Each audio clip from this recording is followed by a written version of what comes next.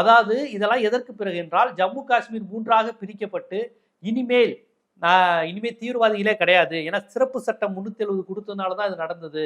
அந்த 370 நீக்கிட்டோம்.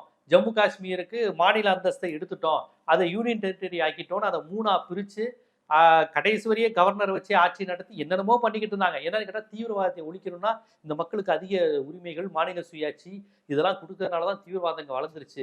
அதிக உரிமைகள் கொடுத்துட்டோம் நாங்க. நீங்க அவங்கள்ட்ட இருந்து உரிமைகளை பறித்து நீங்க இஷ்டத்துக்கு ஜம்முவை 3ஆக்குனதுக்கு பிறகுதானே இவ்வளவு பெரிய கல்லறி, குண்டறி, மக்கள் இறந்தது, பொதுமக்கள் இறந்தது, ராணுவ வீரர்கள் இறந்ததுதான் உங்களுடைய அந்த 370க்கு பிறகுதான் நடந்திருக்கு.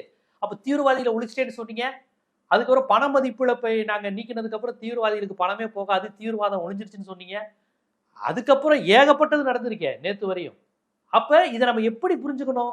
குண்டு வெடிப்பு நடந்து எல்லாரும் செத்ததுக்கு அப்புறம் நாங்க கொன்னவனை கண்டுபிடிச்சிட்டோம்னு சொல்றதா, இல்ல நடப்பதற்கு முன்னாடியே கண்டுபிடிப்பதா? எது சிறந்தது?